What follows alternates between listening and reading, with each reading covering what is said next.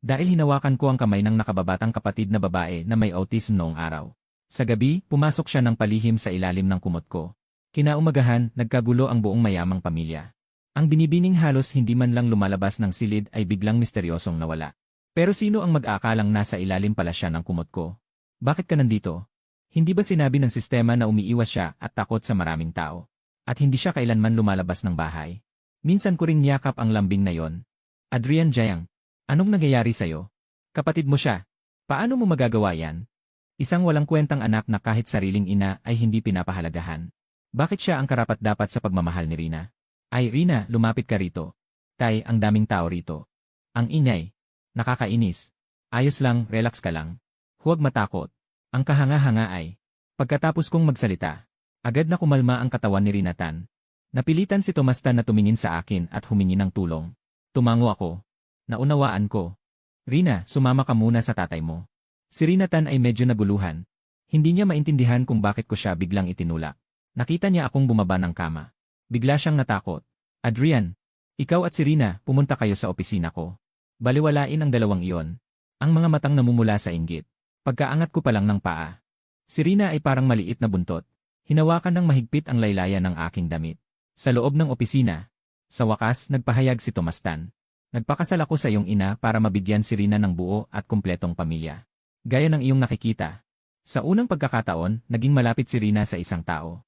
Higit pa sa kanyang ina noong una. Kaya Adrian, pwede mo bang tulungan si Rina? Para mamuhay siya tulad ng isang normal na tao. Naalala ko ang kapalaran niya sa orihinal na kwento. Ang aking puso ay biglang lumubog. Automatikong hinawakan ko ng mahigpit ang kanyang kamay. Tila naramdaman ng maliit na bata ang aking emosyon. Nakatingin sa akin na walang muwang. Ibinigay pa niya sa harap ko ang magic cube na itinuturing niyang buhay niya. Ayaw ko niyan. Itago mo na lang sa sarili mo. Biglang nalungkot si Rina Tan. Ibinaling ang tingin sa magic cube sa kanyang kamay. Puno ng pagkalito ang mga mata. Ayaw ba niya nito? Pero ito na ang pinakamaganda kong bagay. Hindi ko na siya pinansin. Sa halip, lumingon ako kay Tomas Tan. Taimtim na nangako. Pumayag ako. Gagabayan ko ng maayos si Rina Tan. Agad na natuwa si Tomas Tan. Tila naintindihan ni Rina Tan. Mananatili ako. Sa sobrang saya, namula ang dulo ng kanyang tainga at pilit niyang isiniksik ang magic cube sa kamay ko. Dahil nakahanap siya ng mas nakakatuwa at mas mahalaga kaysa sa magic cube. Sa sumunod na sandali, sumugod ang maliit na bata sa akin yakap. Parang kuting siyang kumuskos ng todo sa akin. Hinimas ko ang kanyang ulo. Kaya't inilagay ko na lang ang magic cube sa aking bulsa.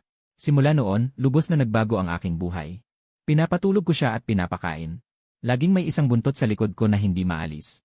Ngunit ilang araw lang ang tahimik na pamumuhay. Kumakain ako. Biglang nagmamadaling tumakbo ang yaya. Gino, binibini. Ayaw na naman niyang kumain. Natigil sa pagkain si Tomas Tan at agad na napatingin sa akin. Saka ko lang naalala. Kaninang umaga, lumabas lang ako. Nagbalik na naman ang kanyang sakit. Ibinaba ko ang mga kubyertos. Pupuntahan ko siya. Ngunit nang tumayo ako, narinig ko ang malakas na pagbagsak ng mga kubyertos sa mesa sa likuran ko. Iyon ang aking ina sa pangalan, si Janine Jiang. Sumigaw siya na parang bata. Hindi ko siya papansinin. Pagkatapos, umakyat siya sa itaas nang hindi lumingon. Nang pumasok ako sa kwarto ni Rina Tan, isang mabigat na kapaligiran ang bumalot sa akin. Sa madilim na sulok, si Rina Tan ay nakatago mag-isa, ang pagkain sa mesa ay hindi pa nahahawakan. Lumapit ako at tiningnan siya. Hindi mo na ako papansinin. Bigla kong naunawaan. Ito ay dahil lumabas ako. Kaya siya nagalit. Lalabas muna ako. Pagkasabi ko pa lang, biglang nag-angat ng ulo si Rina Tan na may pagkabahala. Walang pag-aatubiling sumugod sa akin. Sumiksik ng todo sa aking mga bisig. Nanginginig pa ang kanyang katawan. Akala niya iiwan ko na siya. Nalambot ang aking puso. Hinawakan ang kanyang ulo. Malambing ang boses. Sa susunod, sasabihin ko sa iyo kapag aalis ako, okay? Halika, kumain tayo. Nanigas si Rina Tan. Bakit ginagawa ito ni Adrian sa akin? Parang masarap pa nga ang pakiramdam. Hinila ko siya papunta sa mesa. Kumain ka na, mabait. Dahan-dahan siyang kumain. Ngunit palihim akong tinititigan. Nang mahuli ko siya, parang takot na usa na mabilis na yumuko at tumingin. Sa oras na yon, muntik nang maloko ng sistema ang host. Kung hindi ako nagkakamali, hindi siya humihingi ng halik kanina. Tinatawag niya si Adrian. Wala akong ekspresyon sa mukha. Mali ang narinig mo. Pwede kang tumahimik na. Pagkatapos kumain ni Rina Tan ng kalahating mangkok ng lugaw, hinawakan ang kanyang bilog na tiyan. Nakatingin sa akin na may kumikinang na mga mata. Nalambot ang aking puso. Inabot ang kamay at hinawakan ang kanyang ulo. Magaling. Agad siyang pumikit ng masaya. parang pusang naalagaan. Ngunit sa oras na yon, bigla kong napansin sa kanyang maningning at basa-basang mga mata. Ang isang uri ng pagmamayari na hindi ko pa nakikita. Ang munting bata ay nakatitig sa akin na nakaangat ang ulo. May pananabik sa mukha. Ngunit isang salita lang ang nasabi. Pinilit kong tanungin kung ano. Sa huli, bigla siyang nanghina. Dumikit sa akin at humihingi ng halik. Ako ay napahinahon ang kanyang emosyon. Pagkatapos kong payagan siyang pumunta sa aking kwarto, agad na tumango ang munting bata na may kumikinang na mga mata. Nagmadali siyang sumakay sa elevator pababa. Ngunit noong bumalik ako sa unang palapag, ang tatlong tao sa hapagkainan ay hindi pa tapos kumain. Maliwanag na hinihintay nila ako. Tumango ako kay Tomastan na puno ng pag-asa ang mga mata. Kumain na siya. Agad na napangiti si Tomastan. Tumitingin sa akin na lalong paborable. Maging naisip niya ang isang kakaibang ideya. Bakit hindi itong mabuting binata ang aking manugang? O, ito ang aking anak. Sa susunod na segundo, kinawayan niya ako. Adrian, umupo ka rito sa tabi ni tatay. Kakakuha ko lang ng kutsara ng kanin. Muntik na akong mabulunan. Ngunit dahil siya ang ama ng aking Rina, dinala ko pa rin ang aking mangkok at umupo. Ang eksenang ito ay nagpagalit kina Janine Jiang at Felicia Fang, naging namutla sa galit ang mukha nila. Lalo na si Felicia Fang. Ang kanyang puso ay nagsiselos na parang apoy. Nagpakabuti lamang siya kay Tanrina at tumaas ang kanyang katayuan. Kaya, maaari rin ba akong gawin yon? Sa susunod na segundo, nagpanggap siyang maalalahanin at nagsalita. Tatay, sa tingin ko, sobrang pagod si Adrian sa pag-aalaga kay Rina. Nagtaas ako ng kilay. Ano ang gusto niyang gawin? Kung si Rina ay patuloy na ganito kakapit kay Adrian sa hinaharap, magiging abala siya. Mas mabuti pang hayaang makihalubilo si Rina sa ibang tao, para mailipat ang kanyang atensyon. Nanlamig ang mukha ni Tomastan. Ngunit sa kabila noon, naramdaman niyang may katwiran ang sinabi nito. Nang makita ito, natuwa si Felicia Fang.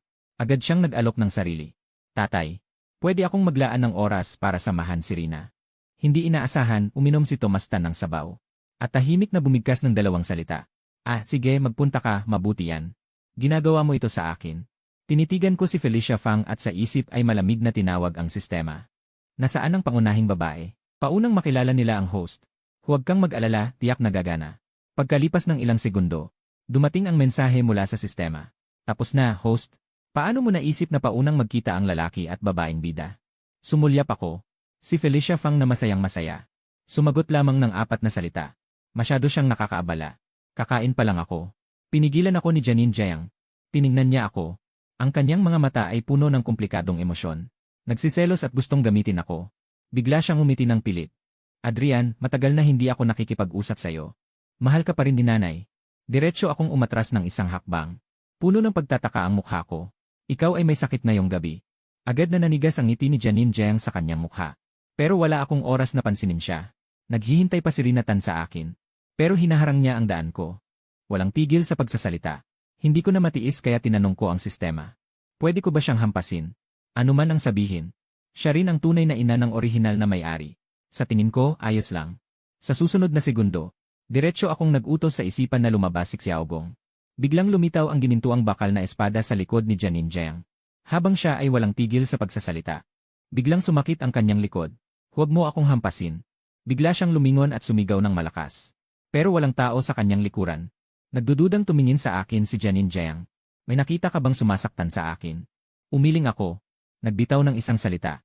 Pagkasabi ko pa lang ng mga salitang iyon, si Xiaogong ay may malakas na bang natunog. At muling malakas na hinampa sa likod ng kanyang ulo. Sa takot, sumulyap si Janine Jiang, wala pa ring tao. Namutla ang kanyang mukha.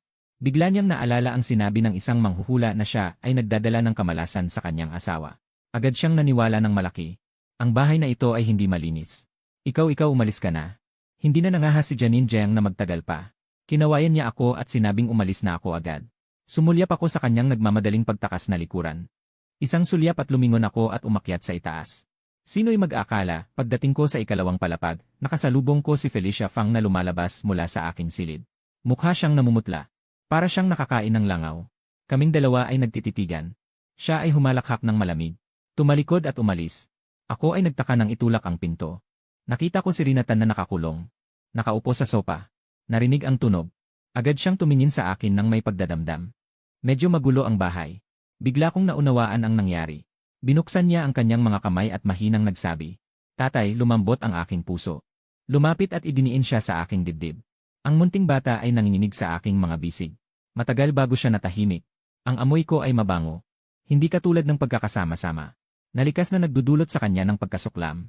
Sa oras na yon, bigla siyang tumingala. Ang kanyang mga mata ay kumikislap na nakatingin sa akin. Dinilaan niya ang kanyang mamula-mulang mga labi. Ang kanyang munting kamay ay humihila sa aking damit. Puno ng pagnanasa ang kanyang mga mata. Maaari ba kitang halikan? Nakikita siya sa ganitong itsura. Tumango ako. Pwede naman. Ngunit siya ay lalong naguluhan. Tulala at walang magawa. Hindi alam kung ano ang gagawin. Namula ang kanyang mukha sa pagkabalisa. Si Adrian Jeang ay talagang walang hiya. Hindi ba niya alam ang relasyon niya kay Rinatan? Kaya pala handa siyang umikot araw-araw sa isang taong may sakit sa utak.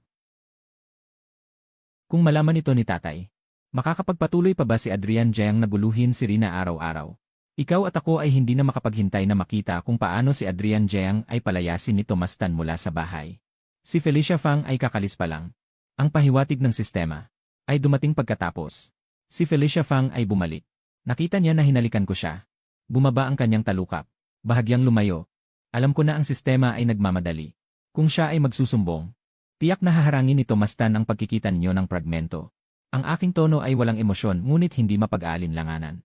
Hindi niya ako mapipigilan. Natahimik agad ang sistema. Sa pagkakataong iyon, si Tan na inaantok sa halik, ay hindi nasisiyahan at ikinabit ang braso sa leg ko. Gusto pa. Kaya hinalikan ko siya muli sa bahagyang pagbuka ng kanyang labi. Tapos na ang halik. Kailangan mo nang magpahinga. Pero nanatiling bukas ang kanyang mga matang itim at basa. Diretso lang ang titig sa akin. Itinutok ko ang daliri ko sa noo niya. Gusto ko sanang itulak siya palayo. Ngunit sa halip, lumapit siya ng mas masarap sa pakiramdam. Sinenyasan akong ipagpatuloy ang pagtutok. Wala akong magawa sa kanya. Kaya hinimas-himas ko na lang ang kanyang ulo.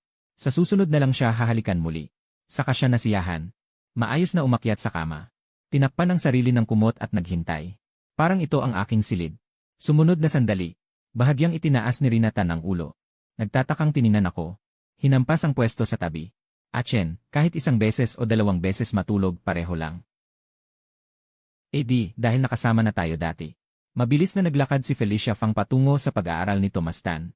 Kapag nalaman ni Tomas Tan ang ginawa ni Adrian Jeang kay Rinatan, tiyak na hindi na niya papayagang magkita ang dalawa. Nang marinig ni Tomas Tan ang katok, kakababa lang ng tawag mula sa kanyang assistant. Medyo masama ang kanyang kalooban. Tatay, ako ito. Kung papasok ka, bilisan mo. Tatay, abala ka ba? Wala ka bang mata? Ang dami-dami ng papel na tambak. Ngayong si Rinatan ay nasa akin, medyo gumaan ang trabaho ni Tomas Tan. Ngunit kamakailan ay biglang nagkaroon ng problema sa kumpanya. Kaya talagang hindi maganda ang mood ni Tomas Tan. May kailangan ka ba?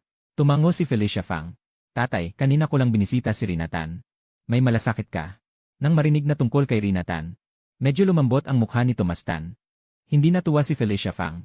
Kung si Adrian Jeang ito, ngayon ay tiyak na ibang itsura na si Tomas Tan. Pero naalala niya ang susunod niyang sasabihin. Muli ay sumaya si Felicia Fang. Sabado niya ng may lungkot, tatay, hindi pa rin ako nilalapitan ni Ate Rina. Ang tono ni Tomas Tan ay medyo pabaya. Dapat lang. Kung tutuusin, ako ang tatay ni Rinatan. Hindi rin ako nilalapitan ni Rinatan. Medyo naging pangit ang mukha ni Felicia Fang. Tatay, ang sama ng mga sinasabi mo. Hay, naindi talaga ako kay Adrian. Si Ate Rina ay napakadikit sa kanya. Totoo naman, si Adrian ay mabuting bata. Putya, hindi ko na kaya itong usapan. Huminga ng malalim nga. Kakita ko lang kay Adrian at Ate Rina na magkasakop.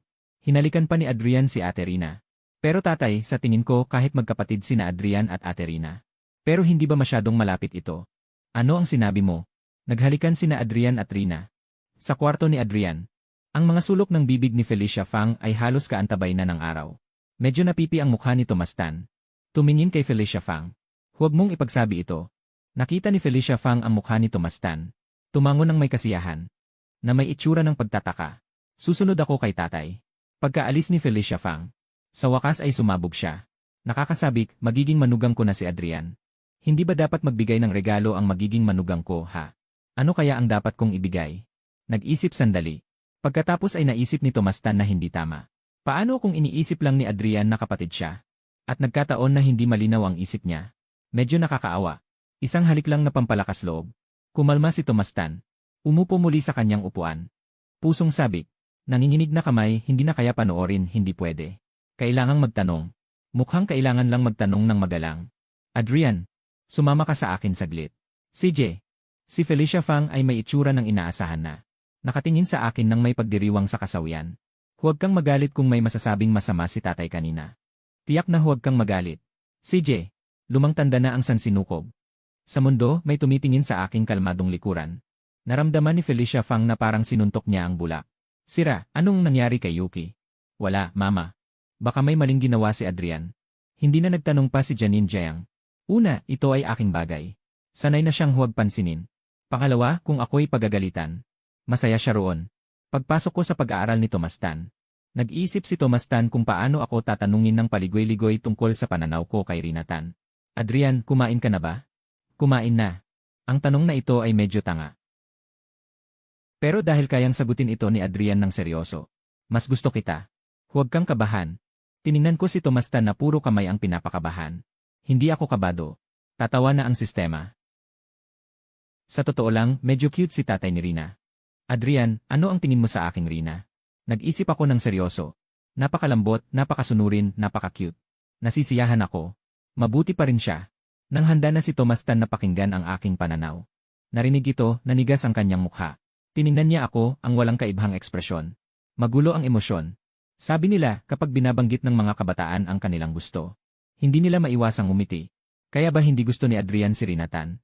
Sapagkat sa sarili niyang anak, talagang naiba ito sa karaniwang tao. Malamang na ganito na lang si Rina habang buhay. Hindi ko rin kayang lokohin ang binatang iyon. Kahit ano paman.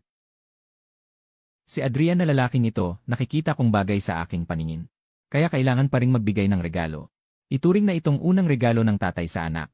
Adrian, may gusto ka bang bagay? Akala ko, nang tawagin ako ni Tomastan ngayon. Dapat ay bibigyan niya ako ng tseke na 1,000,000. At sasabihin, lalaki, iwan mo ang aking anak na babae. Ngunit ilang kakaibang tanong ang tinanong ni Tomastan. At sinabi pa na bibigyan ako ng regalo.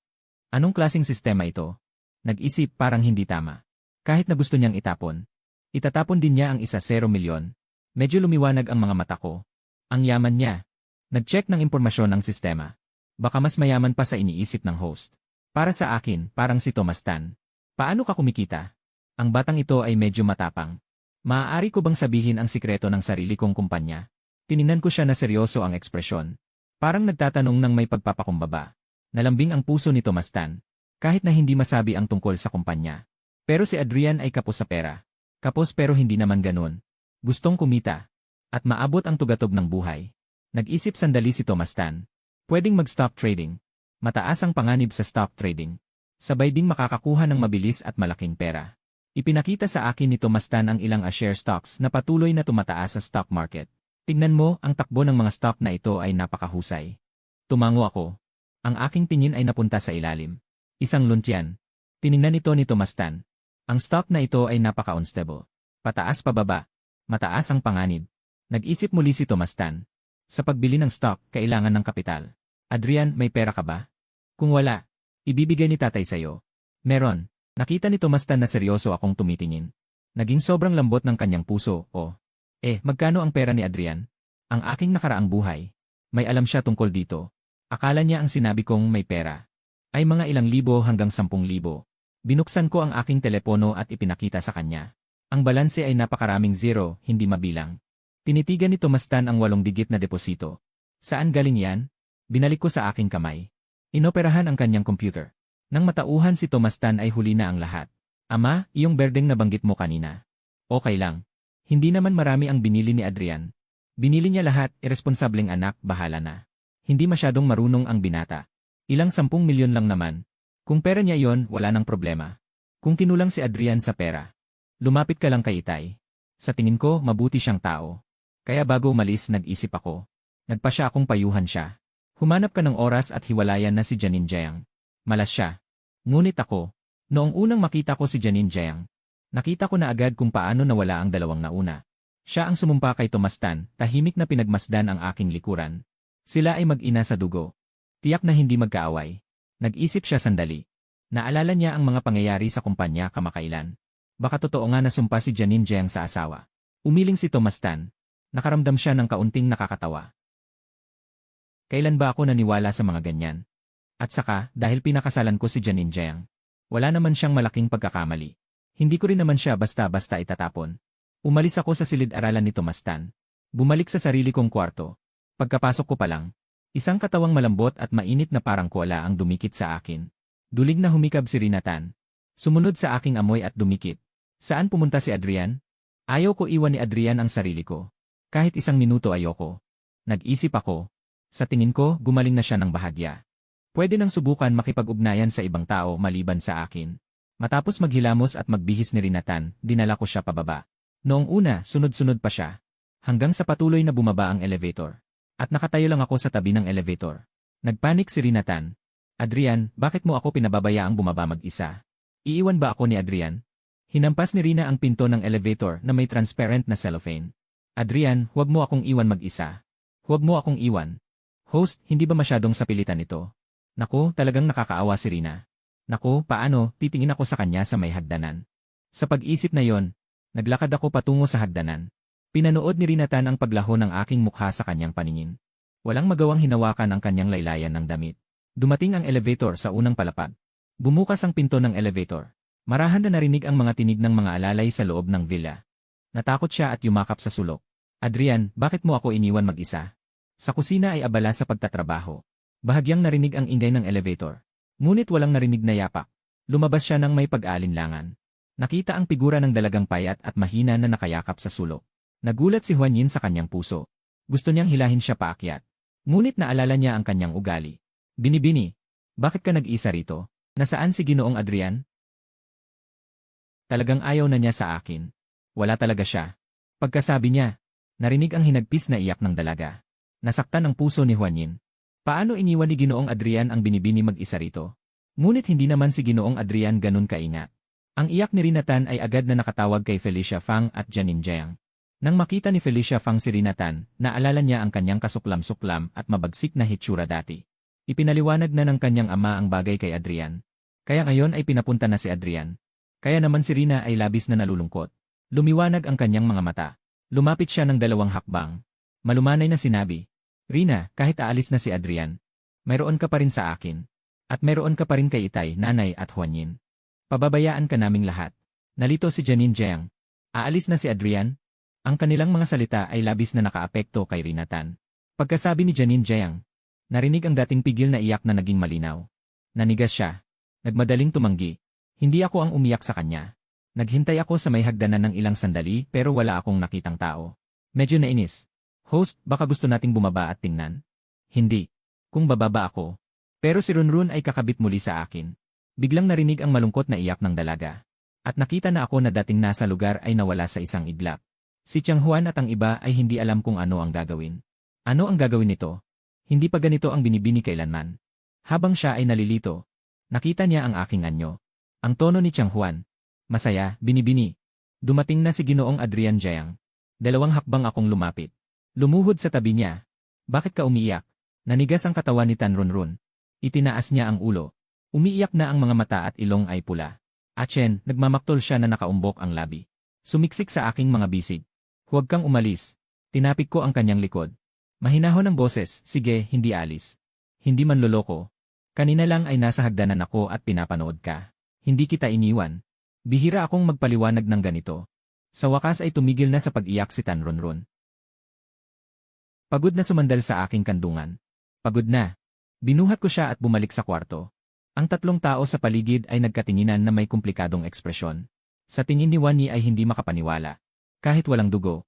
Hindi ba masyadong hindi angkop ang ganitong galaw? Ngunit mahal na mahal ni Binibining Runrun si Ginoong Achen. Kung magsasama sila, mas mabuti pa yon kaysa mag-isa siya. At hindi naman nagsasalita ang Ginoo. Ngunit mahal na mahal ni Binibining Runrun si Ginoong Achen. Kung magsasama sila, mas mabuti pa yon kaysa mag-isa siya. At hindi naman nagsasalita ang Ginoo. Sa huli, isa lamang siyang alila. Ginoong Adrian Jiang. Sa susunod, mas maingat sana. Huwag hayaang mag-isa si Miss. Mas hinigpitan ko ang pagkakayakap kay Rinatan, Pipindutin ko na sana ang elevator. Mabilis na hinarang ni Janine Jiang. Alam mo ba kung ano ang ginagawa mo? Kung hindi niya nakita ng sarili niyang mga mata, hindi siya makapaniwala. Na nilalandi ko si Rina. Alam mo ba ang kahihinatnan ng iyong ginagawa? Silang 3 ay palalayasin ni Tomas Tan. Isang mahinang tulak ko kay Janine Jiang at siya ay natumba palabas ng elevator. Nagtataka siyang tumingin sa akin. Sinaktan mo ang nanay mo. Nakakainis. Mataman akong tiningnan ni Felicia Fang. Bakit hindi pa siya pinalayas? Bakit niya kayang hawakan si Rina? Anong klaseng ama si Tomas Tan? Hahayaan ba niya ang masamang lobo na ito na manabik sa kanyang anak na babae? Dahil sa galit, hindi rin inalo ni Felicia Fang si Janine Jiang. Pinagmasdan niya ako nang walang magawa. Niyakap siya. Umakyat si Rina sa itaas. Dahil sa galit, tumalikod si Felicia Fang at lumabas ng pinto. Ang sikat na bar ng Fusion Club. Marangya at maaksaya. Makulay at masaya. Napakamahal ng mga presyo, nakakagulat. Ito ang pinakasikat na lugar para gumastos sa club. Dati, si Felicia Fang ay nangahas lamang mangarap ng ganoon. At saka, sa paglalarawan ng kanyang mga kaibigan. Naisip niya na ito ay isang paraiso ng kasiyahan. Ngayon, siya ay may pera na. Dahil sa pamilyang Lim. Anong lugar? Ang hindi niya mapupuntahan? Nabigo ang kanyang plano na paalisin ako. Si Felicia Fang ay hindi masaya. Sunod-sunod niyang ininom ang ilang baso ng alak na ibinigay ng bartender. Ilang babaeng nakaistilong at sexy ang lumapit. Mag-isa ka, batang lalaki. Siyempre, mag-isa. Bakit naman siya magdadala ng mga dating kaibigan na hindi katanggap-tanggap? Ayaw niyang gastusin ang pera ng walang saysay. Ang paglapit ng mga babae ay nagparamdam kay Felicia Fang na siya ay nasa itaas. Malinaw na si Rina Tanyon. Walang paningin, lahat ay talagang gusto siya. Pinipigilan ang pagmamalaki sa puso. Nagbabala si Felicia Fang. Sinasabi ko sa'yo, hindi ako basta-bastang lalaki. Ang cute ba ng nakababatang kapatid? Sa hindi kalayuan, itinaas ni Liana yan ang ulo at ininom ang isang baso ng pulang alak. Noong pumasok si Felicia Fang, napansin niya siya. Napakakakaiba. Kahit hindi naman siya gaano kagwapo. Hindi rin espesyal. At medyo tanga pa. Ngunit parang hindi alam kung bakit siya pumunta sa Fusheng ngayong gabi. Siya ay isang sulyap lang ay nakita na siya. Naririnig ang mga tunog na nanggagaling doon. Napangisi si Liana yan. Ang mga mata ay may pang-uyam. Talagang tanga. Ang maliit na pakana na yon. Isang tingin lang ay nakita na niya. Naiinip si Liana yan. Inilagay ang walang laman na baso sa bar counter. Handa nang umalis. 2 hakbang pa lang ay narinig ang malaking ingay mula roon. Magbabayad na si Felicia Fang. Aalis na. Pero naswipe ng waiter ang card. Medyo kakaiba ang ekspresyon. Binata, hindi sapat ang balance ng iyong card.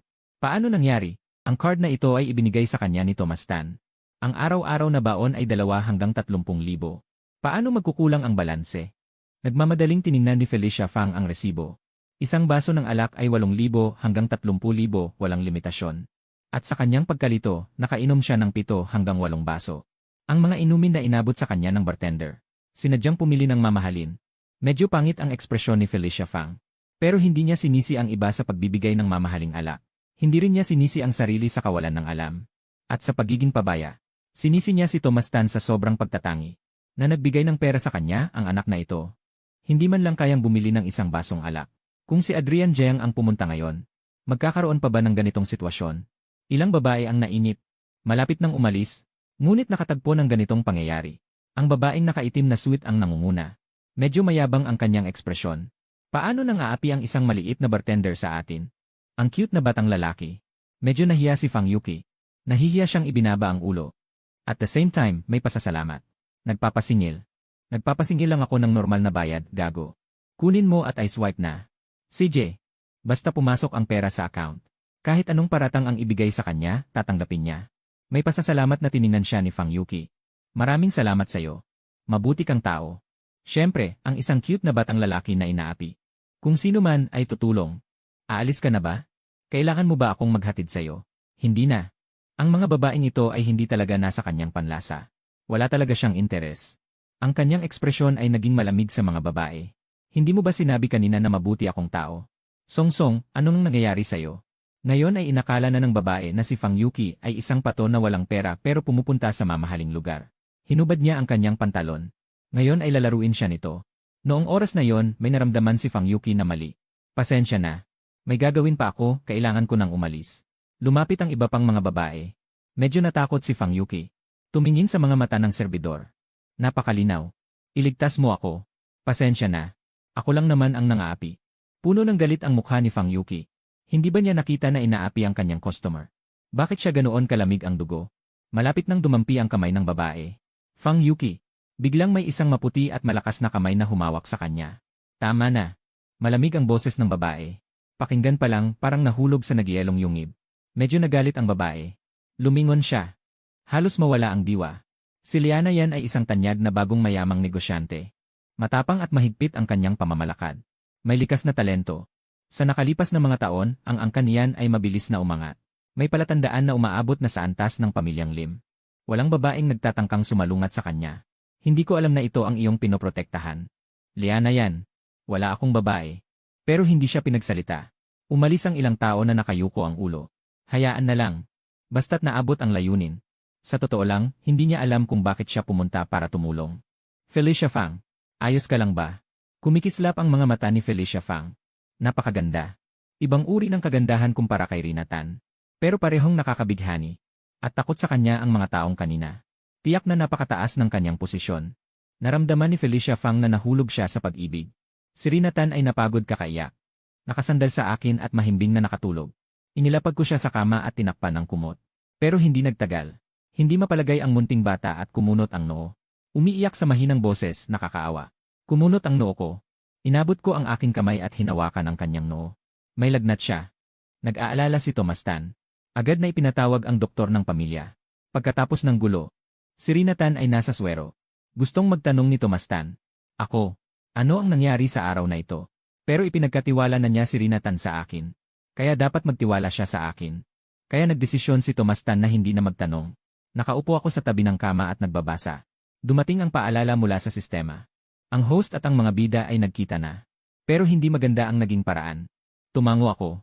Bahagyang kumalas ang kunot ng aking noo. Buti na lang at nagkita sila. Para hindi ko na kailangang makita si Felicia Fang na nakakainis. Araw-araw siyang nagpapakita sa harap ng mga mata ko. Si Rina Tan ay nakakabit sa swero. Halos 10:00 na nang siya ay dahan-dahang nagising. Iminulat niya ang kanyang mga mata at kumurap-kurap. Tahimik ngunit mainit ang tingin sa akin. Kung hindi pumasok si Tomas Tan, hindi ko napansin. Matagal akong pinagmasdan ng munting bata. Isinara ko ang libro. Umupo sa gilid ng kama. Inilahad ang kamay at dinama ang kanyang noo. Bumaba na ang lagnat. Malapit ko nang bawiin ang kamay ko. Ngunit, mabilis ang reaksyon ni Rina. Hinawakan niya ang itim kong pupil. Parang isang napakamahalagang hiyas na nagniningning. Si Rina Tan ay hindi kumukurap na nakatingin sa akin. Hawak ang kamay ko. Ang kanyang mukha ay may mainit na ngiti. Isang beses na kumukuskos sa aking palad. Nakatayo sa tabi. Si Tomas Tan, na naghihintay na tumingin sa kanya ang kanyang anak, ay ginambala siya. Tiningnan siya. Si Rina at ako ay magkatulad. Lumabas siya ng may panghihinayang. Ang mga anak na babae ng iba ay ang maliit na jacket ng ama. Tan Rina. Dito ay hindi kailanman nagkaroon ng ama na tulad ko. Ang mukha ng maliit na bata ay napakalambot. Hindi ko napigilan. Nang siya ay dumikit sa akin, kinurot ko ang kanyang pisngi. Napahawak ako kay Rina Tan ng medyo masakit. Tinitigan niya ako ng masama. Tinitigan ko rin siya ng masama. Pinagmasdan ko siya ng ilang sandali. Dahan-dahan siyang umupo. Inilapit niya ang kanyang mukha ng marahan. Hindi ko maintindihan. Tiningnan siya. Medyo nakakabahala siya. Inabot niya at hinawakan ang kamay ko. Inilagay niya ito sa kanyang mukha. Hindi ba masakit kapag kinukurot? Bakit kailangan ko pa bang kurutin?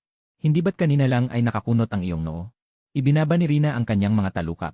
Nakasandal sa aking mga bisig na parang naapi. Okay lang. Kung gusto ni Ahen na hawakan ako, hindi ka na pwedeng umalis pagkatapos. Napahinto ako saglit. Inangat ko ang kanyang baba. Tumitig ako sa mga mata ni Ruan Tuan. Hindi ako alis. Ang sistema ay nasa dilim. Naguguluhan ito. Bumuntong hininga ito at nagsalita. Ay, kaya ba pagkatapos ng pangyayaring ito, si Ruan Tuan ay lumaki na. Naging maunawain. Naging mas mature. Hindi ko pinansin ang sistema. Hindi nakatanggap ng sagot ang sistema mula sa akin. Hindi rin ito napahiya. Iniliko-liko nito ang bilog nitong katawan. Si Xiaogong na tahimik na lumulutang sa espasyo. Di ba, tama? Bata. Biglang umugong si Xiaogong. Nagulat ang sistema. Iyo ang lakas ng loob. Muli kong hinawakan ang mukha ni Tan Ruan Tuan. Magpahinga ka ng mabuti. Hinila ang laylayan ng damit ko. Tinitigan ako ni Tan Ruan Tuan ng malambot. Sabay kong tiningnan si Ruan Tuan mula sa taas. Ikaw. Lagpas ka na sa 18 taong gulang. Malaki ka ng dalaga. Nagkunwaring hindi naintindihan ni Tan Ruan Tuan. Kumurap siya at sinabing Ahen. Inabot ko ang kamay at tinakpan ang bibig niya ng walang ekspresyon. Inangat ko ang isang paa. Mabilis akong umakyat sa kama. Nabusog na sumandal si Tan Ruan Tuan. Ahen, tumahimik ka. Tan Ruan Tuan. Kung magsasalita si Ruan Tuan, hahalikan kita. Napakagatlabi si Tan Ruan Tuan. Ilang sandaling nagmukhang kaawa-awa ang kanyang itsura. Hindi ko rin siya tiningnan. Nanlumo ang kanyang mukha. Umikot siya. Mahinang nagsalita. Agad na umabot ang mainit na braso ni Ahen pumulupot sa kanya. Buong pagkatao ni Tan Ruan Tuan ay napapaligiran sa aking mga bisig. Magandang gabi paggising ko kinabukasan. Dali-daling hinila ni Tomas Tan palayo. Nakaupo silang dalawa sa silid aklatan. Mabigat ang mukha ni Tomas Tan. Nagsalita na siya. Tiningnan ko siyang parang walang pakialam. Sige, huminga siya ng malalim. Sinubukang pakalmahin ang sarili. Adrian, yumaman ka na. Bumili ako ng mahigit 80 milyon. Lahat ay bumalik sa tama. Ang stock na iyon bandang alas negatibo 12 kahapon. Biglang lumakas ang takbo. Tuloy-tuloy na umakyat. Hanggang sa pagbukas ng merkado ngayon. Nalampasan na niya ang mga inirekomenda niya kahapon. Tumingin sa akin si Tomas Tan at nagtanong, "Paano mo nagawa iyon?" "Baka swerte lang ako." Akala lang ni Tomas Tan na nagbibiro ako. "Kailan mo balak ibenta, Adrian?" Nag-isip ako ng 2 segundo. "Ngayon na." "Pwede ba? Napakapulit at cute mo." Sino ang makakapagsabi ng hindi? Kaya ibinenta ko na ang mga stocks. Lumobo ng 3 beses. Talagang maliit na negosyante na ako ngayon. Sa nakaraang mahigit 1 buwan, si Rina Tan ay unti-unting nakakaupo ng maayos sa sala. Pero natatakot pa rin kapag may dumaraan. Wala na akong pakialam. Kung hindi na siya gagaling, edi huwag na. Medyo abala ang kumpanya ni Tomas Tan kamakailan. Ilang araw na siyang hindi umuwi. Si Janine Jiang ay laging balisa. Tinatanong si Felicia Fang. "Felicia, sabi mo, ilang araw nang hindi umuwi ang tatay mo. Baka may ibang babae sa labas." Napapailing ang sistema. Kung hindi dahil sa swerte mong demonyong mapaminsala. Magiging ganito ba kaabala ang future biyenan? May iba pa raw, may iba pa. Hindi mo dapat itanong iyan sa harap ng anak mo. Walang ekspresyong lumunok ako ng kanin. Pinaayos ko kay Juani ang hapunan ni Rina Tan. Dinala ko ang mga bagay at umakyat na. Napansin ni Janine Jiang ang kilos ko. Kunot ang noo. "Adrian Jiang, tumigil ka. Hindi pa tapos kumain si nanay. Aalis ka na ba? Hindi mo ba alam ang pagiging magalang?" Wala si Tomas Tan. Wala na ako. Ang sumusuporta sa akin, si Janine Jiang. Nitong mga nakaraang araw, kahit anong tingin niya sa akin, hindi siya nasisiyahan. Buong araw umiikot sa may sakit ang utak. Nagmamadali siyang sumigaw, "Hanapin ko si Adrian." Noong oras na yon, hindi ko siya pinansin.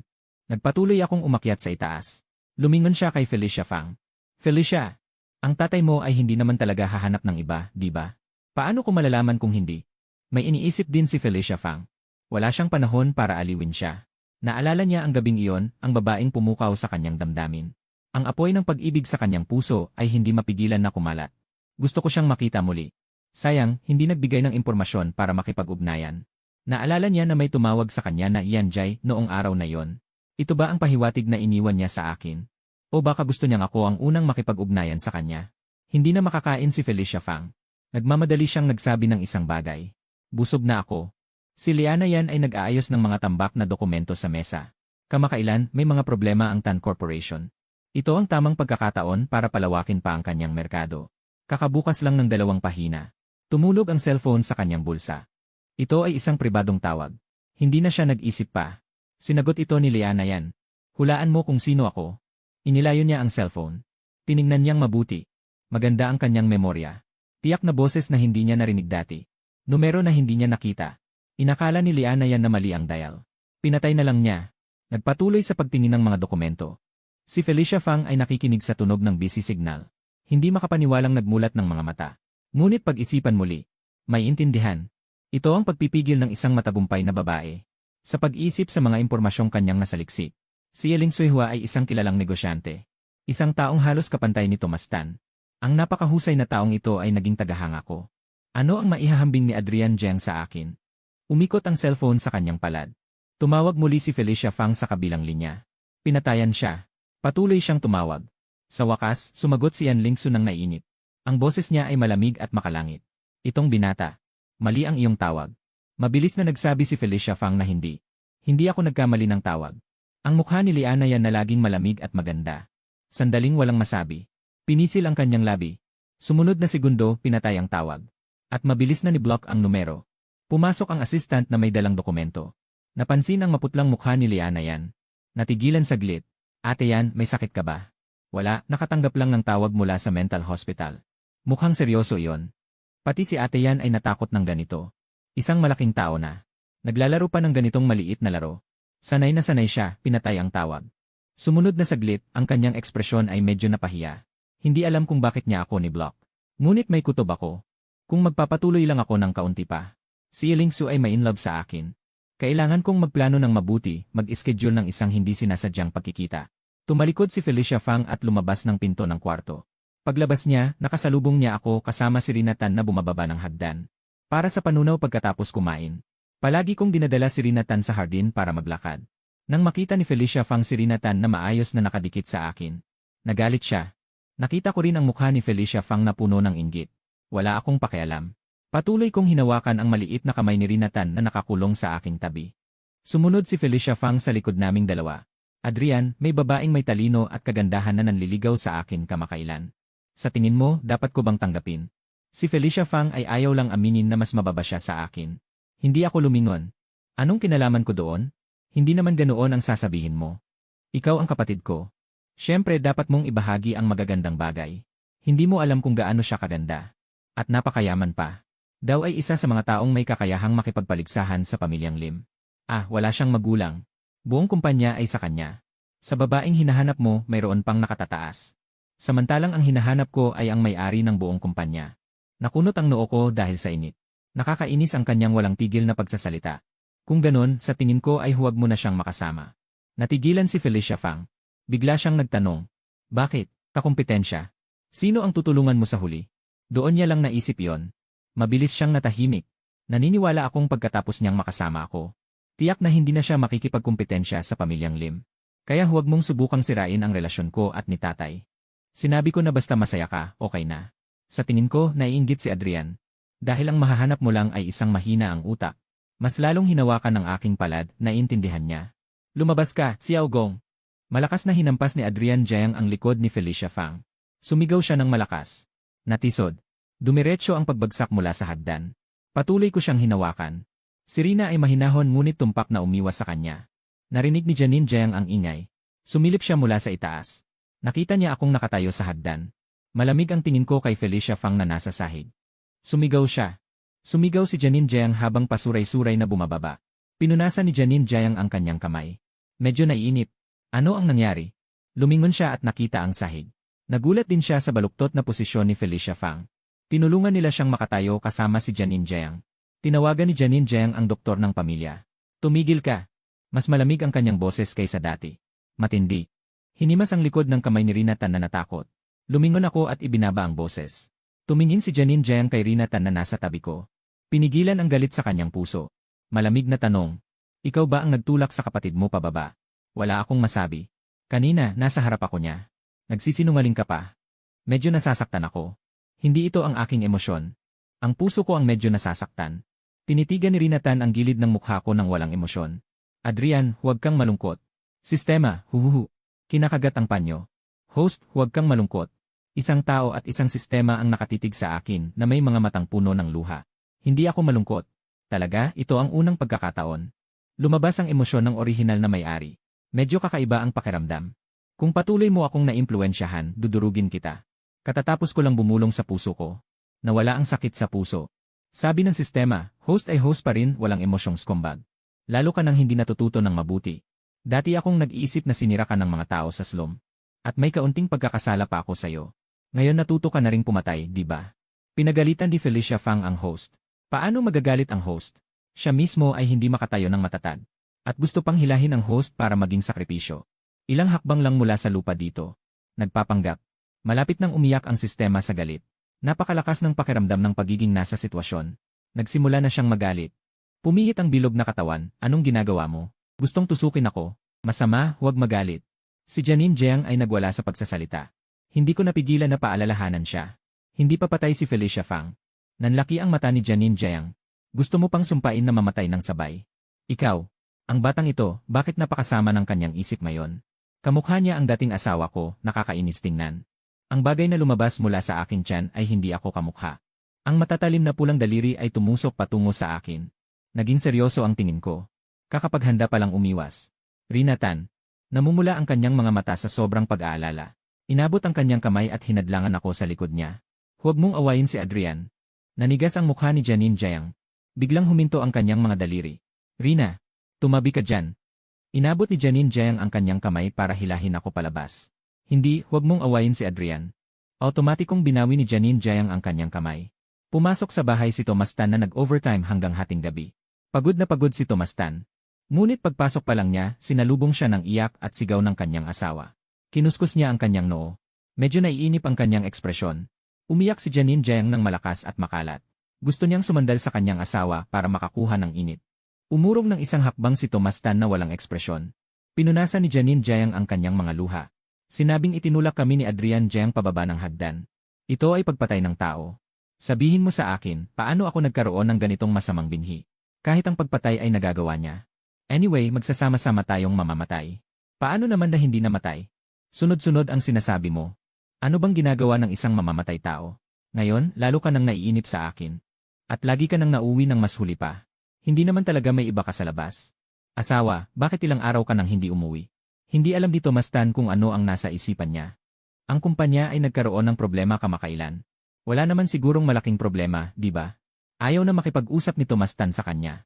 Tumingin sa dalawang tao na nakatayo pa sa hagdan. Noong inabot at sinundot ako ni Janine Jiang, gusto kong hilahin si Rina Tan palayo. Matigas siyang hindi gumagalaw. Pagkaalis ni Janine Jiang para dumikit kay Tomas Tan, napaikot siya ng may pag-aatubili. Adrian, bakit mo ako hinila? Sinundot ko ang noo niya. Medyo malamig ang ekspresyon. Hindi ba ayaw mong humawak sa iba? Nagkunot ang noo ko. Ang haba ng kuko ni Janine Jiang. Natamaan. Iiyak na naman siya. Nakayuko si Rina Tan. Ngunit may kumislap na matinding galit sa kanyang mga mata. Huwag hayaang maapi si Adriang sistema. Huhuhuhu. Mga piraso. Sobrang mature naman. Hindi na kailangan, sa susunod ay nasa likod ka na lang. Nakatingin sa akin si Rina Tan na may pagkalito. Bakit habang pinoprotektahan ko si Adriang? Galit naman si Adriang. Lumapit siya sa akin na may pagkaawa sa kanyang dibdib. Iniinis na ba ako ni Adriang? Hindi ako marunong lumaban. Hindi marunong magsalita. Wala rin akong pera. Nakita ko siyang masunurin kaya hinimas-himas ko ang kanyang ulo. Dumating si Tomas Tan sa mga sandaling iyon. May komplikadong tingin sa kanyang mukha habang pinagmamasdan si Rina Tan na nakatago sa dibdib ng isang lalaki. Sinikap niyang pigilan ang kanyang tingin. Mahinahon ang boses ni Tomas Tan. Adrian, sabi ng nanay mo na itinulak mo raw si Felicia Fang pababa ng hagdan. Maaari ba naming tingnan ang sisi? Paliwanag niya pa. Siyempre naniniwala ang tatay mo sa'yo. Binuksan ko ang aking bibig. Kaya isinara ko na lang, sige. Tingnan mo. Hindi makatao si Janine Jiang. Inakusahan pa ang host na pumatay. Anyway, kanina sa totoong buhay ay nakatago si Xiao Gong. Sinong nakakita na host ang nagtulak? Tingnan natin kung hindi ko durugin ang kanyang mukha. Puno ng pagmamalaki si Janine Jiang. Sigurado siya, bakit patitingin ng siye? Napakasama na ng mukha ni Tomas Tan. Nagmamaktol si Janine Jiang at sumunod sa kanya. Sa sisiye, malinaw at mariin narinig ang sinabi ni Felicia Fang na maghanap na lang ng may sakit sa utak. At bigla siyang sumigaw ng sakit. At nahulog mula sa hagdan. Hindi makapaniwala si Janine Jiang. Paano nangyari yon? Nangingitim na ang mukha ni Tomas Tan. Ano ang ibig sabihin ng sinabi ni Felicia Fang? Alam niya ito higit kanino man. Sa harap ko ay tawag siya ng tawag kay Rina na Ate Rina. Hindi niya inaasahan na ganito pala ang tingin niya kay Rina sa likod. At ang sinabi niya tungkol sa may-ari ng kumpanya, si Tomas Tan ay hindi sinasadyang naisip si Yeling Su. At sinabi niya na ang namumuno sa kumpanya, si Tomas Tan ay hindi sinasadyang naisip si Yeling Su. Sa pag-iisip na maraming nangyari sa kumpanya kamakailan. Ang mga sinabi ko dati ay nasa isip ko pa. Ngayon ay nagsisimula ng maghinala si Tomas Tan na ang dalawang ito ay dumating para maghiganti sa kanya. Ang mukha ni Janine Jiang ay naging malamig din. Kung walang problema, kumain na lang ng maraming walnuts. Nagmamadaling hinawakan ni Janine Jiang ang kamay ni Tomas Tan. Mahal, mali ako. Si Adrian. Dati siya ay madalas gumawa ng ganitong bagay. Ako ay nalito sa galit. Kinuha ko si Rina Tan at lumabas kami. Natatakot akong hindi ko mapigilan kung patuloy akong manonood. Saktan ng tao sa harap ni Tomas Tan. Tinanong ni Tomas Tan kung umalis na ba ako. Pagkatapos sabihin ni Janine Jiang, umalis din siya. Ang mukha ni Janine Jiang ay pangit. Maging medyo nalilito. Lumabas siya ng control room. Ang bahay ay walang laman. Nakapagpapakaba ang itsura. Tingnan natin. Hindi gaanong mabigat ang pagkakabuwal ni Felicia Fang. Nang makita si Janine Jiang na pumasok, sinabi niya sa kanya. Nanay, talagang itinulak ako ni Adrian pababa ng hagdan. Bakit siya ganyan kasama? Nag-alinlangan sandali si Janine Jiang. Tiningnan ko na ang sisi. Felicia, Adrian. Hindi kanya itinulak. Pero parang may nagtulak sa akin. Sumagot si Janine Jiang. Pero wala sa siye. Mabilis kang pumunta kay tatay at sabihin. Napakasama ni Adrian Jiang. Hindi siya dapat manatili sa bahay. Kapag nabanggit si Tomas Tan, masama na ang emosyon ni Janine Jiang. Ang kanyang mga mata ay medyo malamig. Pero Felicia, bakit mo nasabi yan? At si Rina, sa pag-isip ng ugali ni Tomas Tan sa kanya. Ang tingin ni Janine Jiang kay Felicia Fang ay may sama ng loob na rin. Nakaramdam ng kaba si Felicia Fang. Hinawakan ni Felicia Fang ang kamay ni Janine Jiang. Nanay, sinisisi mo ba ako? Pero hindi si Rina ang tinutukoy ko. Dagdag pa ni Felicia Fang. May sinabi ba sa'yo si Adrian? Dahan-dahan niyang binitawan ang kamay. Medyo nalulumo ang anyo.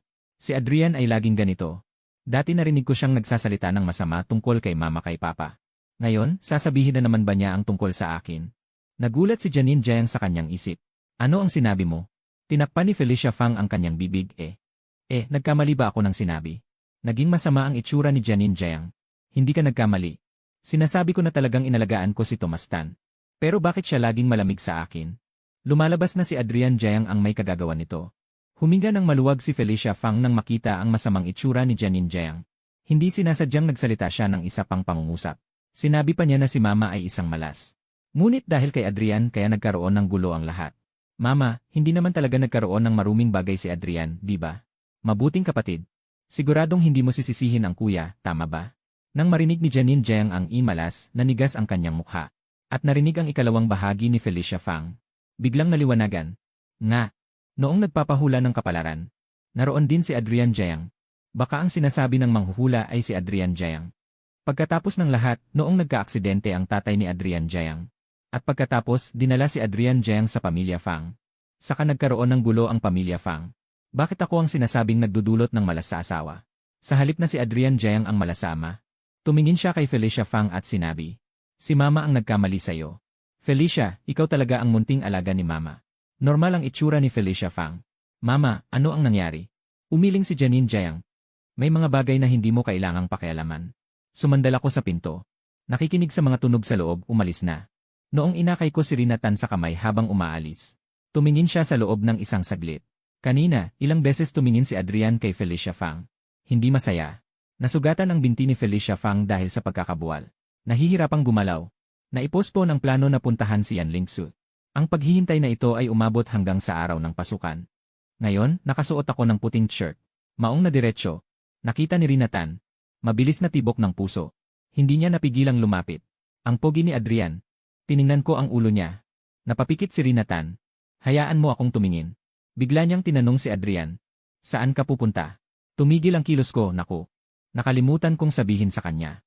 Maaari pa bang sabihin ngayon? Maliwanag ang mukha ni Rina Tan. Hinaplos ko ang ulo niya, papasok na ako sa eskwela. Gaya ng inaasahan. Ang malambot at maliwanag na mga mata ng babae ay naging puno ng hinanakit. At nangalumbaba ang kanyang bibig. Adrian, pwede bang hindi ka pumunta? Umiling ako. Yumakap sa akin si Rina Tan at tumango. Sabi, sige. Tumigil sandali ang pagkukunot ng aking kwelyo. Pagkatapos ay bumalik sa dati. Ang bait na yon. Ibinaba ni Rina Tan ang kanyang mga talukap. Nawawala sa pag-ikot ng laylayan ng aking damit. Dahil kung hindi susunod, baka magalit si Adrian. Saan? Paglabas ko, lumingon ako. Rina Tan. Nakasuot ng pajama na teddy bear, nakatungo sa pinto, kumakaway. Inalis ko ang aking tingin. Umupo sa loob ng kotse. Bakit ang tagal mo? Ang bagal mo. Hindi ko siya pinansin. Dahan-dahang gumalaw ang kotse. Madilim ang mukha ni Rina Tan sa may pintuan. Matagal na hindi nakakausap si Liana Yan. Medyo nag-aalala si Felicia Fang. Baka makalimutan siya ni Liana Yan. Nalulungkot siya. Walang nagsasalita sa kanyang tenga. Masaya akong walang istorbo, bumaba ako ng kotse. Nakita ni Felicia Fang ang isang kumikislap na anino sa di kalayuan. Kahit isang tabi lang ng mukha ng babae. Ngunit ang malamig at magandang mukha ay siya nga. Diretso siyang sumugod sa karamihan. Ang driver ay nagtatrabaho ng maraming taon sa pamilya Tan. Alam na alam niya na ang pinapahalagahan ni Thomas Tan ay isa lang. Adrian Jiang. Kumuha siya ng isang bank card mula sa kanyang dibdib. Ginoong Adrian Jiang. Ito ang iniwan ng Ginoo bago umalis at pinagbilinan akong ibigay sa iyo. Sabi ng Ginoo, ito ang dapat ibigay ng isang ama. Diretso ko itong inilagay sa aking bulsa. Lumipas ang isang araw. Alam ng lahat na ang dalawang bagong estudyante ay mula sa pamilya Tan. Ang pamilya Tan ay makapangyarihan. Walang gaanong tao ang nangangahas na inisin siya. Nang maglaon, natuklasan na ang bagong estudyanteng ito ay gwapo at maganda ang hitsura. Ang kanyang ugali ay malamig at walang pakialam. Pero hindi naman siya masama o mabangis.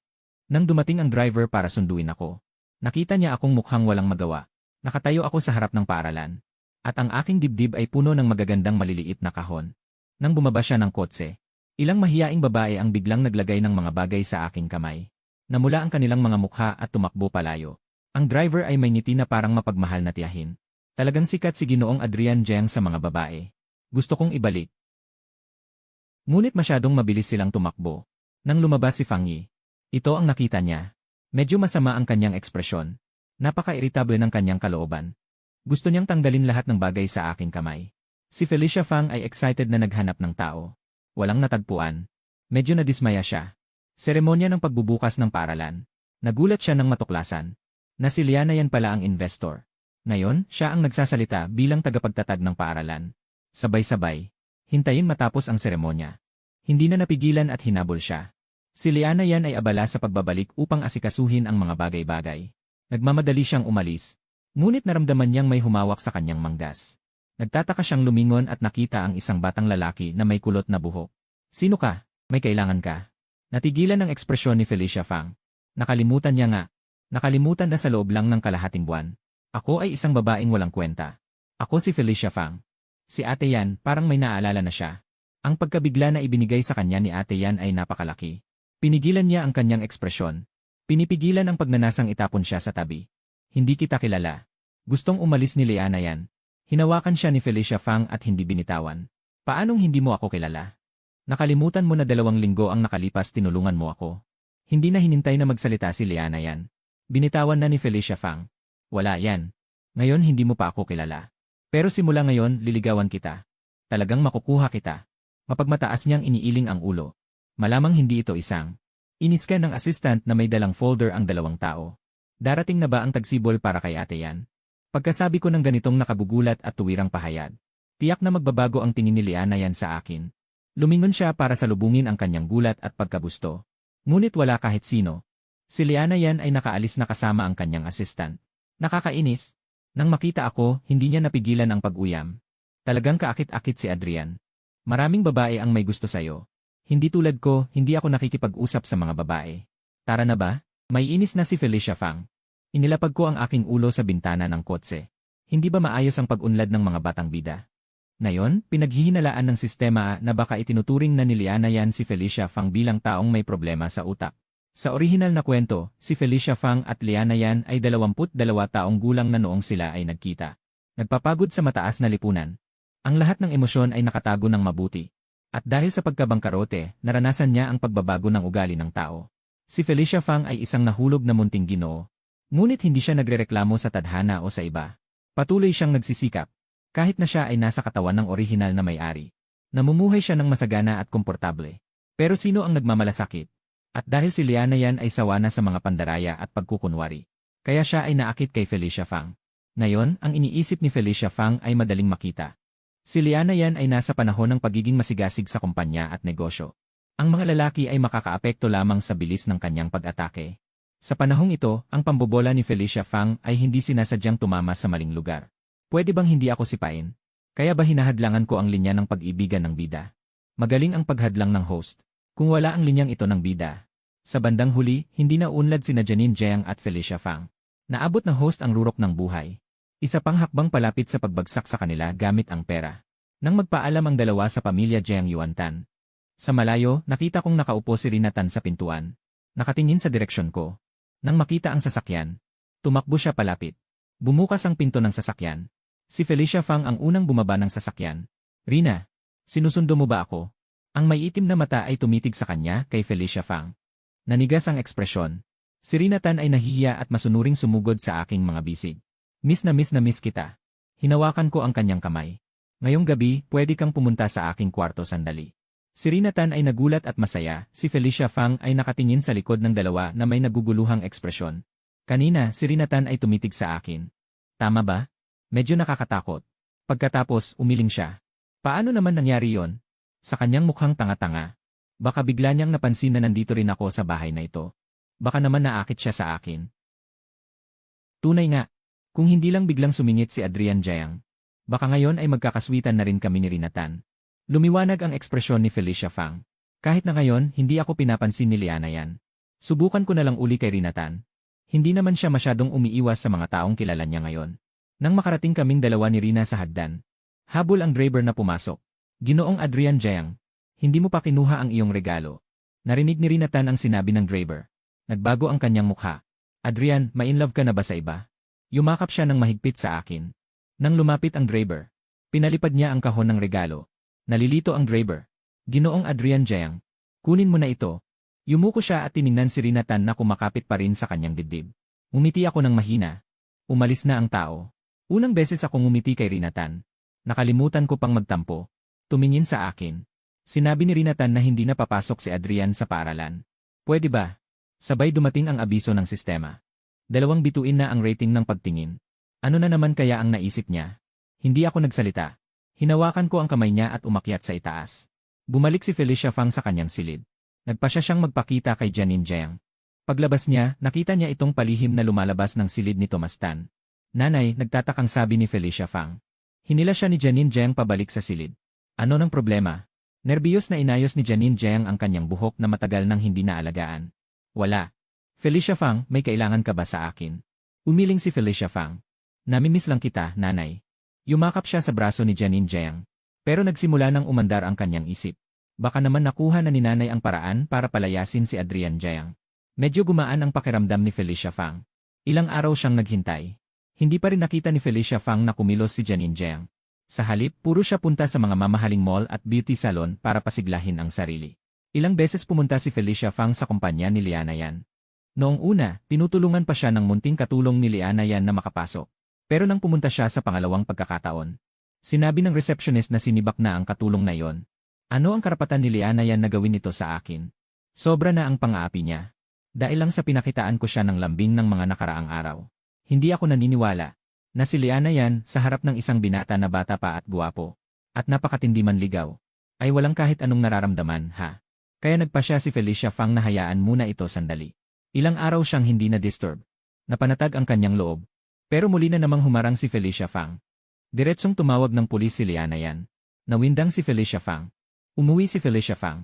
Pagdating ng hapon, nakaupo si Rina Tan sa sala. Nang makarinig ng ingay, lumingon si Rina Tan at tiningnan siya ng parehong tingin tulad ng dati. Isang sulyap lang ay yumuko na siya muli. Maamong hinawakan ng baso at inilagay sa tabi ng tubig. Dahil sa tingin na yon, hindi siya mapakali.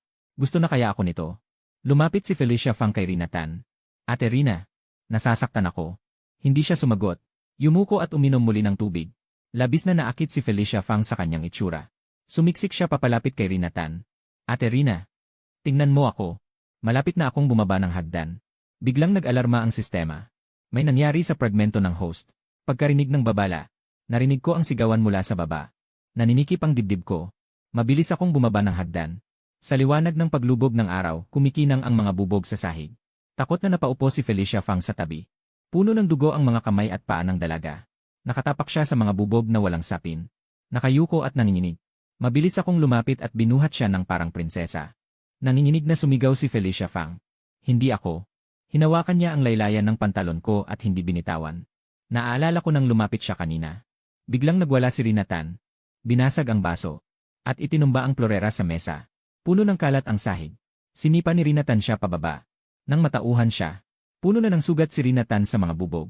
Takot na sumigaw si Felicia Fang. Puno ng dugo ang dalaga. Sobrang laki ng epekto nito sa kanya. Nang makita niyang inalis ko ang tao, hinawakan niya ang laylayan ng pantalon ko. Sabi niya, Atchen talaga hindi pa natatapos ang salita. Sinipa ko siya ng dumapa. Ang pinakamahalaga ngayon ay si Rina Tan. Nagmamadali akong umakyat ng hagdan. Nang dumating si Huang Yi, malamig kong binigkas ang isang pangungusap. Tawagin ang doktor. Nakita ni Huang Yi ang mga kamay at paa ni Rina Tan. Nanginginig siyang nakipag-ugnayan sa doktor. Si Felicia Fang. Maputla ang mukha na umupo. Sinusuntok ko siya hanggang sa mahilo. Pagkagising ay narinig niya si Felicia Fang na nakikipag-ugnayan kay Tomas Tan. Isang pag-isip lamang si Felicia Fang. Malapit na siyang matapos, hahanapin ang kanyang ina. Si Janine Jiang ay nasa beauty salon na nagpapaganda. Hanggang sa makatanggap ng tawag mula kay Felicia Fang. Sinasabing itataboy ko na siya palabas. Inaliw siya ni Janine Jiang. Maya-maya ay sinabi, uwi na si nanay ngayon. Nang makatanggap si Tomas Tan ng tawag mula kay Tita Juan, naghahanda siyang makipag-usap sa isang dayuhang mamumuhunan para sa kooperasyon. Biglang dumating ang tawag ni Tita Juan. Agad niya itong sinagot ng walang pag-aatubili. Ano ang problema? Nanginginig ang boses ni Tita Juan.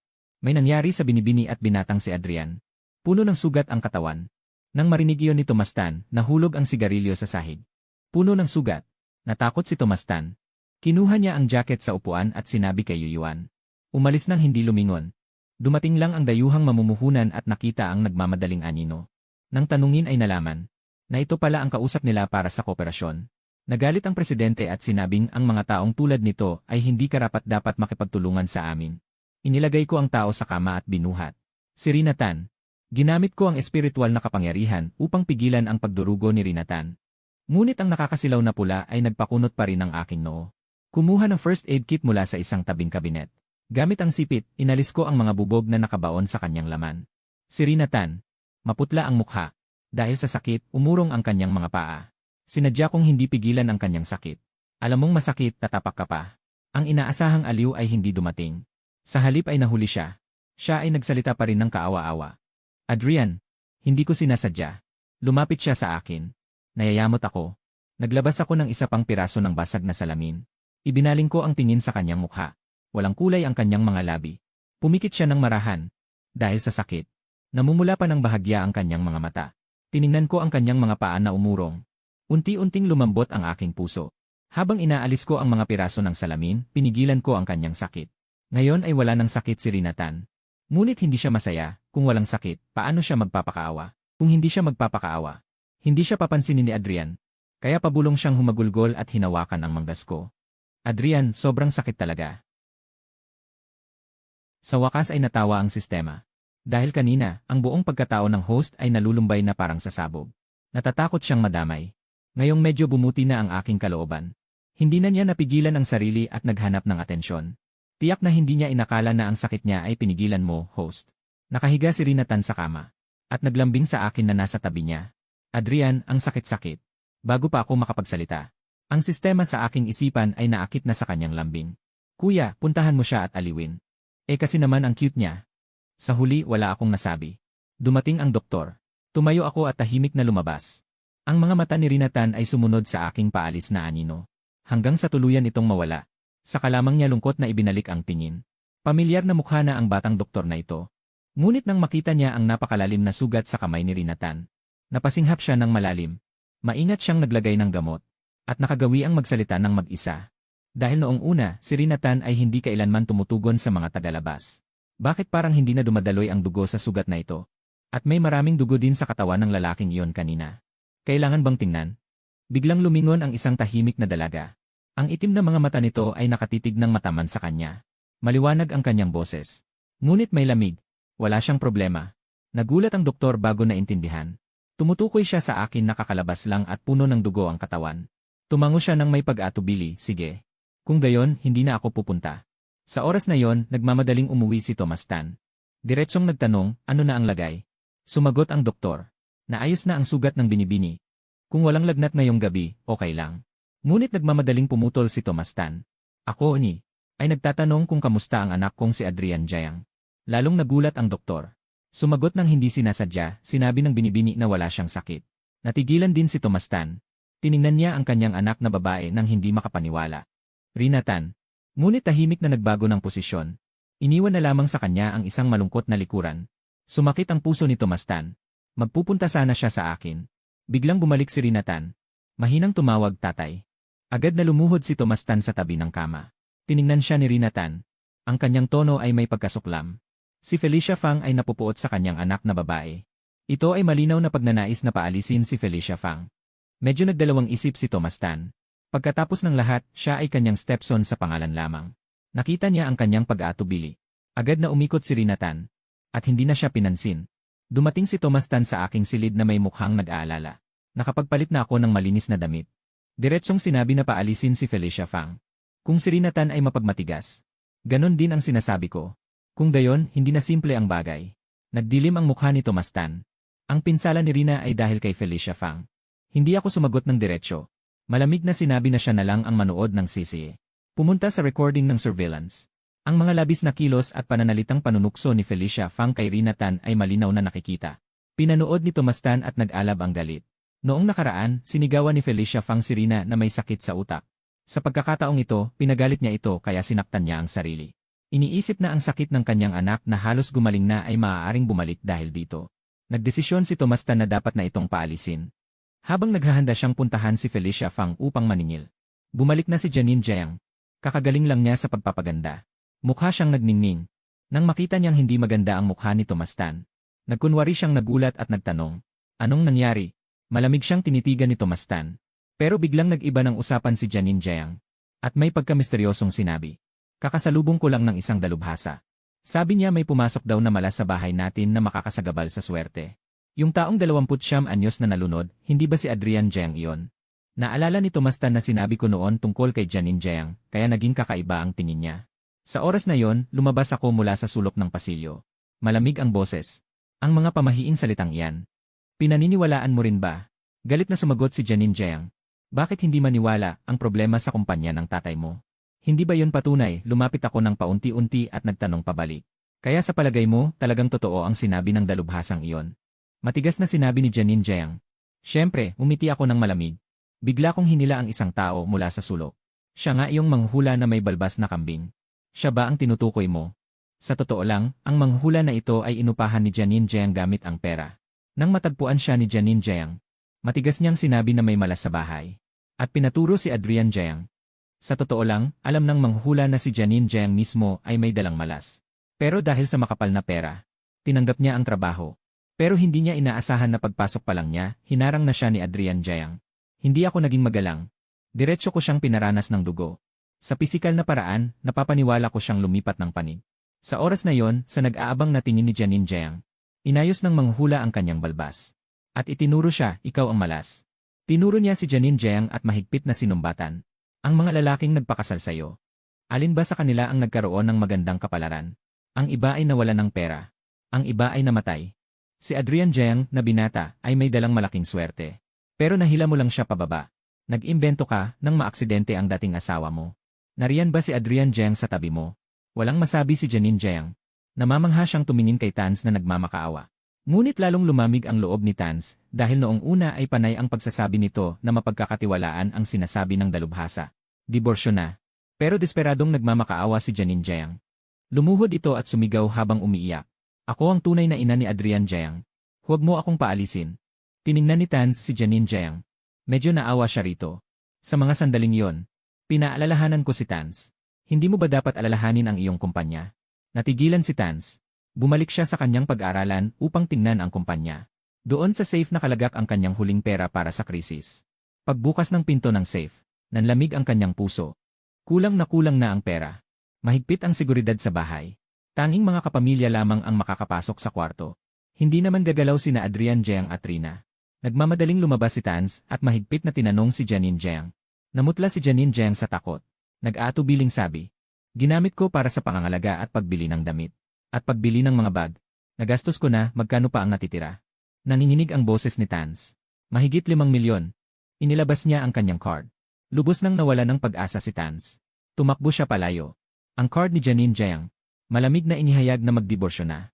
Kahit anong iyak at sigaw ni Janine Jiang. Desidido na si Tans. Sa huli, kinuha ni Janine Jiang ang diborsyo at 2 milyong kabayaran. At umalis kasama si Fang sa pamilya Tans. Matapos ang lahat, pagod na sinabi ni Tans sa kanyang mga anak.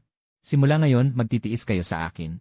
Pero mahinahon akong naglabas ng isang bank card at iniharap ito. Hindi, matagal na akong nag-ipon ng malaking kayamanan sa pamamagitan ng pag-invest sa stock market. Sa huli, ang perang ito ay ininvest bilang bahagi ng kumpanya sa Tans Corporation. Tinulungan ko si Tans na patatagin ang sitwasyon. Mas pinalad pa. Ang dayuhang negosyanteng si Mark na dati ay hindi sumipot nang malaman na nagmamaneho si Tans noong araw na yon para makauwi agad. Matapos alagaan ang kanyang nasugatan na mga anak, sinabi niya. Sobrang nakakabilib talaga. Ang Tans Group ay mahimalang nabuhay muli. Mas higit pa kaysa dati. At dahil sa pagtulong ko sa mga gawain ng kumpanya, bihira na akong pumunta sa silid ni Rina. Nang gabing iyon, naramdaman kong marahang bumukas ang pinto ng aking silid. Tahimik na lumapit si Rina Tan sa aking higaan. Matagal akong pinagmasdan. Pagkatapos ay kumuha siya ng isang posas. At marahang ikinulong ang isa kong kamay sa ulunan ng kama. Ang sistema sa aking isipan ay tuwang-tuwa. Naku, nakakakilig, ikukulong ba niya ako sa maliit na silid? Hindi ako kumibo. Gusto kong makita kung ano ang gagawin niya. Pero si Rina Tan ay nasiyahan lamang sa pagkakita sa aking nakakulong. At saka siya sumandal sa aking dibdib, mahinang bumulong na parang nagtatampo. Adrian, huwag kang magalit. Gusto ko lang na makasama ka ng mas matagal. Sa ganitong paraan, hindi ka na pwedeng lumabas buong araw. Kasalanan mo, bakit hindi ka pumunta sa akin? Talagang miss na miss kita. Kung may mali sa akin, maaari ko itong baguhin. Huwag mo akong baliwalain. Huwag mo akong iwan. Pagkatapos sabihin yon, nakatulog siya ng payapa na nakasandal sa akin. Hanggang sa pagsikat ng araw kinaumagahan. Saka pa lamang siya nagising. Kumurap ang kanyang malinaw na mga mata. At dahan-dahang humalik sa aking pisngi. Magandang umaga, Adrian. Hinila ko ang posas na kumakalansing sa aking pulso. Tahimik kong tiningnan si Rina Tan na mahigpit na yumakap sa akin. Wala akong ibang ibig sabihin. Adrian, pwede ba tayong manatiling magkasama ng ganito? Hindi ako sakim. Isang araw lang, sapat na. Napabuntong hininga ako. Dahan-dahang hinawakan ng aking daliri ang kanyang ulo. Hindi ko sinabing hindi. Pero ang pagsandal ay hindi naman komportable. Kahit ganoon ang sinabi ko. Wala akong balak na kumawala. Ngunit mali ang pagkaintindi niya sa aking tono. Mabilis niyang kinuha ang isang librong malapit. At sumiksik sa akin. Matigas ang ulo kahit magalit si Adrian. Hindi ako bibitaw. Sa loob-loob ko walang magawa. Ang kakayahan ng batang ito na mag-isip ng mga bagay-bagay ay talagang walang katulad. Iba ito sa pagiging magkadikit naming dalawa. Ang buhay ni Janine Jiang at Felicia Fang ay magulo. Ayaw talaga ni Janine Jiang na makipaghiwalay kahit mamatay pa. Ngunit nalaman niyang ang 2 milyong ibinigay sa kanya ni Thomas Tan ay halos kalahati ng kanyang yaman. At hindi niya matiis ang balitang kumakalat tungkol dito.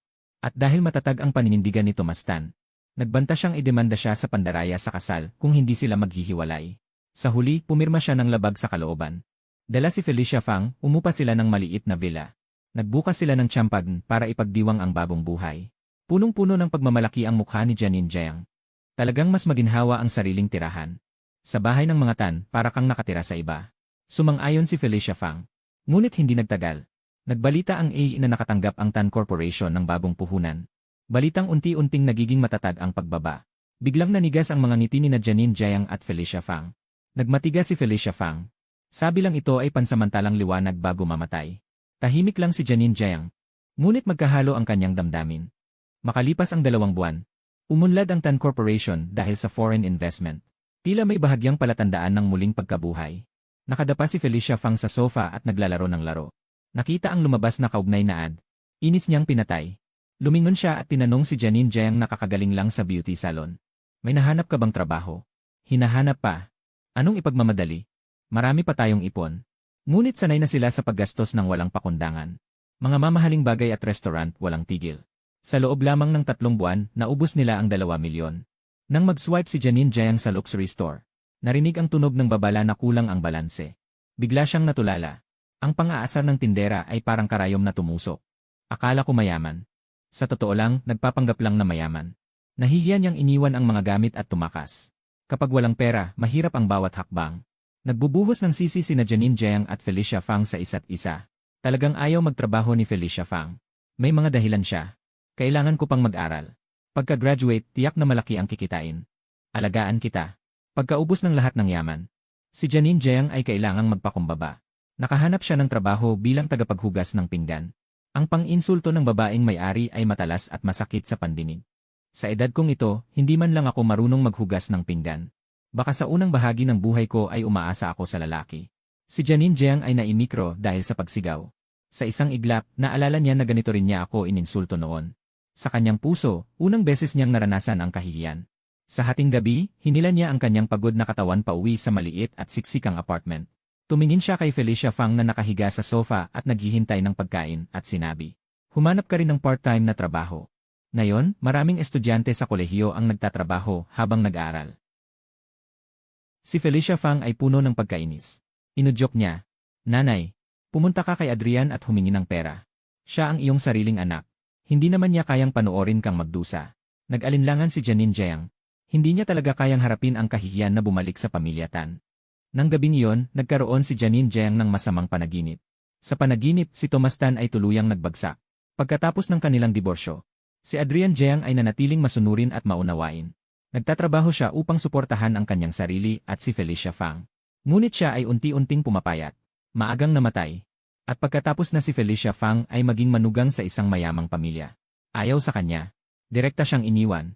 Sa huli, siya pa rin ay namumuhay sa paghihirap bilang tagapaghugas ng pinggan. Nang magising siya, ang kanyang unan ay basa na. Sa wakas, nagising si Janine Jiang sa katotohanan. Siya mismo ang sumira ng ugnayan sa kanyang sariling anak. Sa kabilang banda, 10 araw na niya akong pinigilan gamit ang posas. Araw-araw ay nag-alboroto siya. "Adrian, isa pang araw, samahan mo ako." Hindi alam ni Thomas Tan kung anong dahilan ang ginamit niya. Hindi lamang siya nag-aalala. Tumulong pa siya sa pag-apply ng leave sa paaralan. Tinapik ko ang kanyang malambot na mukha. "Pinapangako ko sa iyo, hindi ako pupunta sa paaralan. Pakawalan mo na ako." Ngunit mahigpit siyang kumapit sa akin. "Hindi ako naniniwala, tiyak na niloloko mo ako." "Adrian, nagutom ka na ba?" Pupunta ako sa kusina upang kumuha ng pagkain. Para mapigilan akong umalis. Ang kanyang autism ay kahima-panahong gumaling. Hindi na natatakot makakita ng tao. Si Rinatan ay kalalabas pa lang sa sistema. At mabilis na nagsabi, Dumating na ang host na si Janine Jiang. Gumagawa pa ng gulo sa pintuan. Inabot ko ang kadena at dahan-dahang hinila. Bigla itong naputol ng pira-piraso. Sa harap ng pintuan, si Juan Yi ay humaharang kay Janine Jiang. Nagmamadali niya akong tinawag para hanapin si Adrian. Siya ang anak ko. Wala kayong karapatang harangin ako. Nang makita ako na nakatayo sa likuran, lumiwanag ang mga mata ni Janine Jiang. Inayos ang kanyang gusot na damit. At may pagmamakaawang tinig. Adrian, alam na ni nanay ang pagkakamali niya. Mula ngayon, mabuti na ang pakikitungo ko sa'yo. Sumama ka na sa akin pauwi. Walang emosyon ang aking mukha. Umurong ako ng isang hakbang upang lumayo. Ano namang kinalaman ko riyan? Namutla ang mukha ni Tita Janine Jiang. Hindi mo ba ako gusto bilang nanay? Sigurado ka bang alam mo na ang iyong pagkakamali? O gusto mo lang muling yumaman? Kumuha ako ng bank card mula sa aking bulsa. At inihagis sa harapan niya. 2 milyon, huwag ka nang magpakita muli. Ang relasyong ito na halos hindi matatawag na pamilya. Ay hanggang dito na lamang. Nakatitig lamang si Janine Jiang sa bank card. At tumingin sa akin na nakatayo ng mataas. Na may malamig na mga mata. Sa wakas ay naunawaan niya. Na hindi na kami maaaring bumalik sa dati. Parang wala siyang buhay na pinulot ang bank card. At tumalikod upang umalis. Tumunog ang senyas ng sistema. Binabati ang host sa pagtupad ng hiling ng orihinal na may-ari. Natapos ang misyon. Lumingon ako at eksaktong nakaharap siya. Si Rina na may madilim na mukha. Tumakbo siya at dumapa sa akin yakap. Ang boses niya ay galit na parang bata, masamang tao. Akala ko na wala ka na. Mag-isa na naman ako. Hinampas ko ang kanyang likod. Lumambot ang aking boses. Gumaling na. Hindi na pwedeng magpasaway. Mahigpit niyang niyakap ang aking baywang. May himig ng iyak ang kanyang boses. Huwag kang umalis. Hinalikan ko ang kanyang tainga. Mahina kong tugon na hindi alis. Matapos ang misyon ng sistema. Hindi ako agad umalis. Sa halip, pinili kong manatili sa mundong ito. Manatili sa tabi ni Rina Tan. Inabot ako ng kalahating taon upang ayusin ang lahat ng bagay. Pagkatapos, sa isang gabi kung saan ang paglubog ng araw ay nagpula sa damuhan. Lumuhod ako sa isang tuhod at inabot ang singsing kay Rina Tan.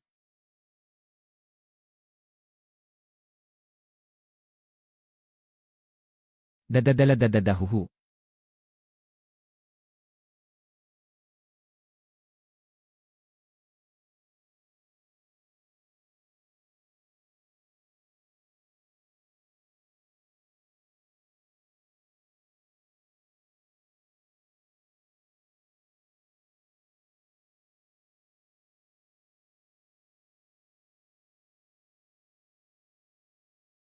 Pwede pa ba ng isa pang gusto, o?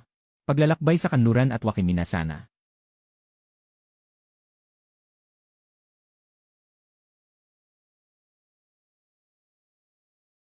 Nanay at iba pang mga bagay.